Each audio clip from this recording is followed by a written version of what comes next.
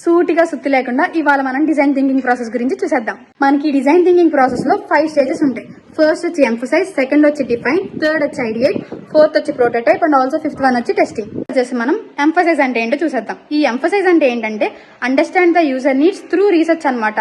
ఇందులో ఏం చేస్తామంటే యూజర్ యొక్క నీడ్స్ మొత్తాన్ని మనం ఇందులో రీసెర్చ్ ద్వారా గ్యాదర్ చేసుకుంటాం.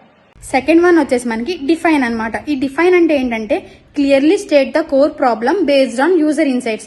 అంటే ఏంటంటే యూజర్ ఇన్సైట్స్ బేస్ చేసుకుని వాళ్ళ మెయిన్ ప్రాబ్లం ఏంటో ఇందులో ఫైండ్ అవుట్ చేస్తాం. థర్డ్ వన్ వచ్చేసి మనకి ఐడియేట్ అన్నమాట. ఈ నేమ్ లోనే మనకు అర్థమైపోతుంది ఐడియా అని చెప్పి. దీని డెఫినేషన్ చూస్తే brain storm the creative solutions to solve the particular problem అన్నమాట. అంటే ఏంటంటే ఆ ప్రాబ్లమ్ ని మనం క్రియేటివ్ వేస్ లో మనం దాన్ని ఎలా సాల్వ్ చేస్తామో ఈ ప్రాసెస్ లో చూస్తామన్నమాట.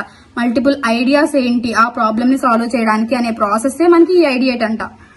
ఫోర్త్ ప్రాసెస్ వచ్చేసరికి మనకి ప్రోటోటైప్ అన్నమాట. ఈ ప్రోటోటైప్ లో ఏం చేస్తామంటే లో ఆర్ హై మోడల్స్ ఆఫ్ పొటెన్షియల్ సొల్యూషన్స్. ఇందులో ఏంటంటే మనం థర్డ్ ప్రాసెస్ లో ఐడియేట్ అనేది చూసేసాం.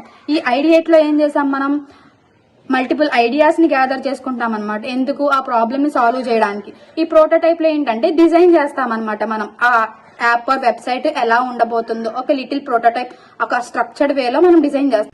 ఫిఫ్త్ స్టేజ్ వచ్చేసరికి మనకి టెస్టింగ్ అన్నమాట. ఈ టెస్టింగ్ లో ఏం చేస్తామంటే మనం evaluate the prototypes with users to gather feedback and also improvements అన్నమాట. అంటే ఏంటంటే మనం ప్రోటోటైప్స్ ని ఎవాల్యుయేట్ చేసిన తర్వాత దాన్ని టెస్ట్ చేస్తాం. టెస్టింగ్ చేసిన తర్వాత యూజర్ యొక్క ఫీడ్బ్యాక్ ని మనం ఇందులో గ్యాదర్ చేసుకుంటాం. అండ్ ఆల్సో ఏమైనా ఇంప్రూవ్మెంట్స్ అనేవి ఉన్నాయా మొత్తం అంతా మనం ఇందులో ఇన్ఫర్మేషన్ అనేది గ్యాదర్ చేసుకుని మనం దానికి తగ్గట్టు మనం ఆ యాప్ ఆర్ వెబ్సైట్ ని డిజైన్ చేస్తాం అన్నమాట.